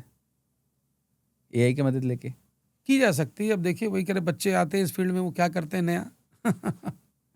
आपका जो मैजिक है, ये ब्लैक मैजिक से कितना अलग है? देखिए ब्लैक मैजिक जो है इसकी धारणा 2 तरीके से है। जी, एक तो जो आम धारणा है, जी। जादू टोना टोटका? वो यही है जो आपने कहा कि जादू टोना टोटका, इसको लोग ब्लैक मैजिक कहते हैं। जी, हमारे लोगों के बीच जो ब्लैक मैजिक है, जी, उसका मीनिंग ये होता है कि ब्लैक मैजिक मीन्स ब्लैकआउट में अगर कोई हम मैजिक करते हैं, जी, उसको हम लोग अपने उसमें ब्लैक मैजिक कहते हैं। जी, तो वो ब्लैक मैजिक हम लोग जो हमारी भाषा में कहते हैं, उसको हम लोग प्रॉपर प्रेजेंटेशन पहले करते थे। अभी फ़िलहाल हम लोगों ने बंद कर दिया है, जिसमें बहुत सारी स्पिरिचुअल चीज़ें होती हैं, वो भी दिखाते थे। स्केलेटन डांस वगैरह हम लोगों ने कराया। जी, स्टेज पर बहुत सारे स्केलेटन्स आ जाएँगे, वो डांस करेंगे, डांस करते-करते पब्लिक में चले आएँगे, लोगों से हाथ मिला लेंगे, किसी के सर पे हाथ फेर देंगे। इस तरह की चीज़ें हम लोग पहले शोज़ करते थे, बहुत साल पहले। जी। लेकिन वो लगा कि ये जो लोगों के अंदर गलत मैसेज है, वो इस चीज़ को बढ़ा रहा है। ओके, तो फिर हम लोगों ने फिर उस आइटम को धीरे से बंद कर दिया। क्योंकि ये जो जादू टोना, काला जादू की बात होती है, टोटली ही मिसगाइड है। और ये वही लोग जो ये छोटी-छोटी ट्रिक्स है, उसको दूसरे तरीके से परफॉर्म करके साइकोलॉजिकली लोगों को गलत तरीके से मिसगाइड करते हैं कि वो हम शमशान में बैठ के हमने सिद्धि प्राप्त की है, तो हम भूत पे कंट्रोल कर सकते हैं। ये टोटली 100% गलत है। काला जादू जैसी चीज़ का जो लोगों के अंदर भ्रम है, उसका कोई वजूद नहीं है। क्या मैजिक सच में होता है? मैं मैजिक आपके दिमाग में होता है। मैं साइंस की बात नहीं कर रहा हूँ मैं। हाँ, मैं वैसे बोल रहा हूँ, क्या मैजिक सच में एग्ज़िस्ट करता है? नहीं। अगर आपको उसका ट्रिक पता है या आप उस तरीके से सोच रहे हैं कि ये एक ट्रिक हो सकता है, तो मैजिक एग्जिस्ट नहीं करता है। अगर आप मन में सोच के कर रहे हैं कि ये एक चमत्कार हो रहा है, तो फिर आपके हिसाब से मैजिक एग्जिस्ट करता है। तो फिर ये क्यों बोला जाता है कि जो पहले हमारे संत महात्मा हुआ करते थे या हाँ। भगवान हुआ करते थे, तो वो चीज़ें ऐसे करते थे और हो जाता था, या राम जी एक धनुष बाण चलाते थे, 100 धनुष बाण बन जाते थे? नहीं, मिसाइल है। आज के समय में वो मिसाइल है। जो उस समय वो धनुष बाण था कि यहाँ से एक तीर छोड़ा और 100 तीर हो गए, है? यहाँ से छोड़ा, वहाँ जाके आग लग गई, पानी बरसने लगा। आज वो चीज़ें मिसाइलें कर रही हैं। बट लोग तो उसको मैजिक ही मानते हैं, इसलिए भगवान को मुझे लगता है ज़्यादा पूछते हैं वो कि उस भगवान की समय के इतनी लिए मैजिक शक्तियाँ था, हैं। आज के लिए मैजिक नहीं है। हम जब छोटे थे तो हमने रामायण जब देखते थे, रामायण में ये होता था कि भाई उन्होंने मंत्र पढ़ा और और टारगेट बना के वो मंत्र में अपने आप मार दिया कि उसी टारगेट को जाके मारेगा। जी, आज वो चीज़ें मिसाइल कर रही हैं कि जो टारगेट उसमें फीड कर दिया, वो टारगेट कहीं भी जाए उसको पीछा करके उसको ही ब्लास्ट करेगा वो। ओके। तो आपका जो मैजिक है, वो हिप्नोटिज़्म से कितना अलग है? हिप्नोटिज्म ये भी पूरा साइंटिफिक है। जो लोग साइकोलॉजी पढ़ते हैं, उसमें हिप्नोटिज्म पढ़ाया जाता है। और हिप्नोटिज्म ऐसी चीज़ है कि आप प्रॉपरली दूसरे के दिमाग पे कमांड कर सकते हैं। लेकिन ये बहुत बहुत ही ज़्यादा प्रैक्टिस की चीज़ है और बहुत टाइम और बहुत कंसंट्रेशन के बाद बहुत थोड़ा थोड़ा लोग कमांड कर पाते हैं और हिप्नोटिज्म एग्जिस्ट करता है। तो वो दिखाते हैं लोग कि उन्होंने सिर्फ़ आँखों में देखा, कुछ बोला नहीं और वो कर दिया, या फिर फ़ोन पे हिप्नोटाइज़ कर दिया। वो सब फर्जी बात है। ये आपको क्या चीज़ें फीडबैक की जा रही है, किस एटमॉस्फेयर में रखा जा रहा है कि आप उस चीज़ को सोचते सोचते उस चीज़ को सही मान लेते हैं। जी। पर स्टेज शोज़ वो देखते हैं कि उन्होंने कुछ बोला और वो इंसान एकदम वो से गिर पड़ा। नहीं, नहीं, वो नहीं। वो सब या मतलब उसको ट्रिक पेंडुलम ट्रिक्स दिखाया और ट्रिक पेंडुलम दिखा के उसको पास्ट लाइफ में भेज वो दिया। वो वो है, एक्चुअल वो है, लेकिन जो ये करते हैं वो नहीं है। ओके। तो मतलब मीडिया में बहुत सारी चीज़ें फेक दिखाई जाती हैं। जादू पूरा ही फेक है। हम जो कर रहे हैं पूरा ही फेक है। हम जो कर रहे हैं पूरा ही फेक है। बट ये आपके काम के अगेंस्ट में नहीं जा रहा ये शब्द जो बोल रहे हैं नहीं, आप? बिल्कुल नहीं जा रहा। हम जो कर रहे हैं, हमारा जो उद्देश्य है, हमारा जो टारगेट है वो है एंटरटेनमेंट। हमें आपको ये मिसगाइड नहीं करना है कि हम लड़की को काट के जादू से जिंदा कर दे रहे हैं। हमारा जो टारगेट है वो जो उतनी देर आपके अंदर थ्रिल पैदा करते हैं वो हमारा टारगेट है। बट बहुत सारे लोग उसको एंटरटेनमेंट के फॉर्म में नहीं लेते हैं यही तो गलत है ना। कि ओपी शर्मा कुछ भी कर सकता है। नहीं, हम कुछ नहीं कर सकते। अगर हम कर सकते होते तो हमारी श्रीमती जी को खेतों में 10 घंटे 12 घंटे काम करने की क्या जरूरत थी। हमारे इंडिया में इतने सारे मैजिशियंस हैं, कभी ऐसा हुआ है कि मैजिशियंस के बीच में कंपटीशन हो गया हो? ये तो रेगुलर ही चलता है इस फील्ड में, और पहले भी होता था। और चूंकि अब ज़्यादा लोग काम करने वाले हो गए, कारण कि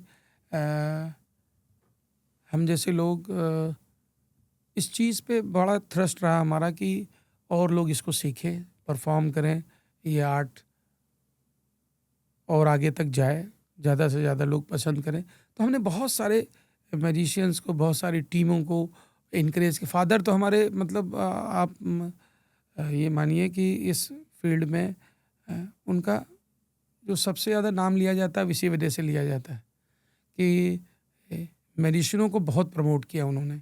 कोई भी मैजिशियन उनके पास आ जाए, कुछ भी जानना चाहता है, सीखना चाहता है, देखना चाहता है, कुछ चीज़ें ले जाना चाहता है, तो पूरा प्रॉपर सपोर्ट किया उन्होंने। बट ऐसा कई बार हुआ कि आपका आर्ट फॉर्म कॉपी कर लिया किसी ने? बहुत लोग करते हैं हमारे यहाँ इंडिया में। तो हम लोग भी फॉरेनर्स के म्यूजिशियंस के आर्ट फॉर्म्स ले लेते हैं। कुछ तो क्या होता है कि उनसे पूछ के करते हैं, कभी कभी बगैर पूछे भी करते हैं। तो कभी ऐसा हुआ है कि, ये तो आपने हेल्दी कंपटीशन की बात करी, तो कभी ऐसा हुआ है कि कंपटीशन के कारण आपको बहुत बड़ा नुकसान हो गया हो? ऐसा तो नहीं हुआ, हमारे साथ नहीं हुआ। मतलब हमारे साथ जिसने किया उसको जरूर हुआ है। ओके, किस फॉर्म में? फाइनेंस। असली चीज़ तो वही है।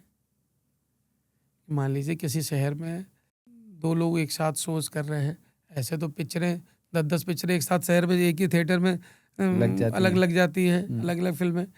लेकिन जैसे इस तरह की चीज़ें हैं कि अगर एक साथ लग जाती है तो उसमें ऑडियंस के लिए बहुत अच्छा होता है।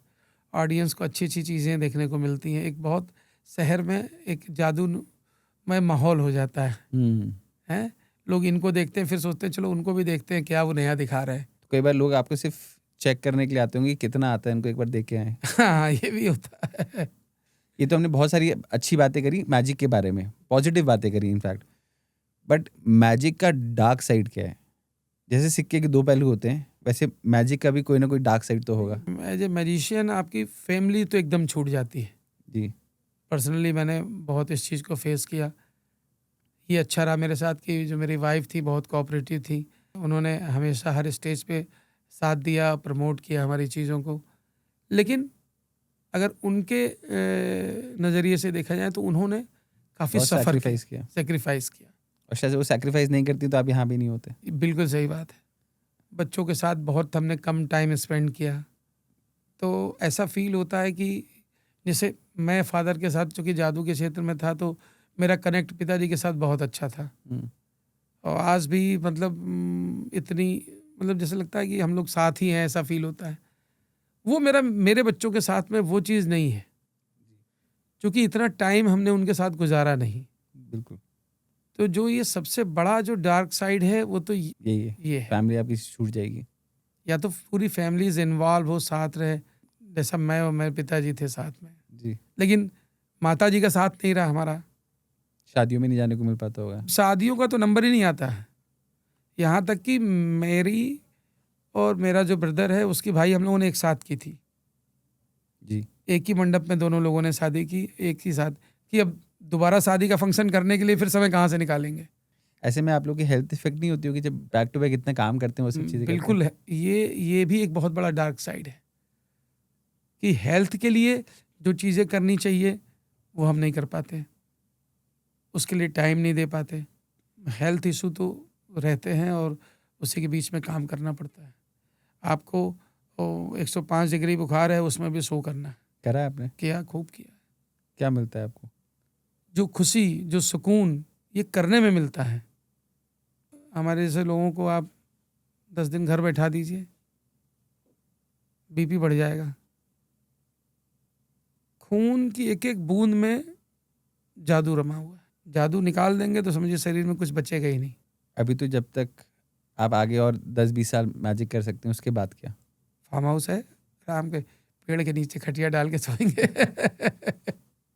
तो इसके बारे में कभी चिंता होती है कि फिर आगे बात, जैसे आपने उस समय बोला था कि बच्चे जैसे जो नया फॉर्म होगा कुछ करेंगे, बट वैसे कुछ बार होता है ना कि जमा जमाया बिजनेस है, तो नहीं, हमारा क्या मानना है कि जमा जमाया बिजनेस को आगे बढ़ाने के लिए भी बहुत टैलेंट चाहिए और बहुत मेहनत चाहिए। अब जमा जमाया बिजनेस को चलाना और मुश्किल होता है। क्योंकि आपको उस नाम का वेटेज कैरी करके चलना पड़ता है। वो जो है वही फील कर सकता है जिसके ऊपर लोड हो उस चीज का। वो दूसरे आदमी को फील ही नहीं होगा। तो आपका नाम सत्य प्रकाश शर्मा है जी। तो आपने अपने नाम से क्यों नहीं करा? पापा के नाम को ही आपने आगे क्यों लेके गए? एक्चुअली इत्तेफाक रहा कि शुरू में हमेशा उनके साथ करते रहे और दोनों लोग मिल के सोच करते रहे। तो एक मार्केट में ट्रेंड था, पीसी सरकार मरे तो उनका बेटा पीसी सरकार जूनियर के नाम से शो किया। लेकिन इत्तेफाक ऐसा था कि पीसी सरकार और पीसी सरकार जूनियर, वो उनके पिताजी ने उनके जितने भी बेटे थे सबका नाम ही ऐसा रखा कि उसका शॉर्ट फॉर्म पीसी सरकार ही बना। जी। तो नाम वैसे ब्रांड नेम के हिसाब से नाम तो आगे जाता है, बहुत अच्छी बात है। हमारे लोग के बच्चे भी इस नाम को अगर कैरी करते हैं तो मेरे लिए बहुत अच्छा होगा। क्योंकि मेरा बताया ना कि मेरा फादर के साथ ऐसा टच था कि अगर उनका नाम आगे बढ़ता है तो हमारे बच्चे भी आगे बढ़ाते हैं तो अच्छी बात है। लेकिन अगर वो कुछ नया डेवलप करते हैं, कुछ नई चीज़ें करते हैं तो वो भी अच्छी बात है। एक मेरा लास्ट क्वेश्चन आपसे और है कि जब आप लोग जैसे इतना सारा मेकअप करते हैं तो उससे आपकी स्किन खराब नहीं होती? बहुत सारे लोग ऐसा पूछते हैं और मुझे भी किसी ने बोला कि सर आप एक बार उनसे पूछिएगा कि जैसे आपका पूरा चेहरा वाइट हो जाता है और वो देखिए सब हम चीजें लोग करते क्या हैं। है कि बहुत ट्रेडिशनल चीज़ें यूज़ करते हैं मेकअप में जी। और पिछले 30-40 सालों से रेगुलर कर रहे हैं। हम लोग इसमें ट्रायल नहीं करते। जो इतने सालों से चल रहा है वही चल रहा है। वही मतलब उसमें जो चीज़ें इस्तेमाल करते हैं वो उसमें नई चीज़ों का ट्रायल नहीं करते। ओके। जैसे कि आजकल मेकअप में बहुत सारी नई चीज़ें आ रही हैं, वो सब ट्रायल नहीं करते। तो आपका नेचुरल मेकअप होता है ये? मतलब जो फेस पे जब आप वाइट जो जो भी लगाते हैं हाँ, वो नेचुरल होता नेचुरल है? नहीं है। जो जो अच्छे ब्रांड के हैं, जो सालों से यूज़ करते आ रहे हैं वही यूज़ करते हैं। उसमें नया कोई नई चीज़ आ गई कि चलो ये अच्छा काम कर रहा है तो उसको लगाने लगे, ऐसा ट्रायल नहीं करते। हाँ, क्योंकि बहुत सारे लोगों का क्वेश्चन रहता है कि हाँ, आप लोगों को बहुत तैयारी करनी पड़ती है, मेकअप पे बहुत ज़्यादा टाइम लगता है आपको। टाइम तो लगता है, 25 जी। मिनट लगता है रेडी होने में। थैंक यू सो मच हमारे यहाँ आने के लिए, टाइम निकाल के, इतना टाइट शेड्यूल से टाइम निकाल के पॉडकास्ट में आने के लिए थैंक यू वेरी मच। आपको भी बहुत बहुत धन्यवाद। आपने हमें यहाँ बुलाया, आपके माध्यम से हम लोगों तक अपनी बात पहुँचा पाएंगे, इसके लिए बहुत बहुत धन्यवाद। Thank you so much.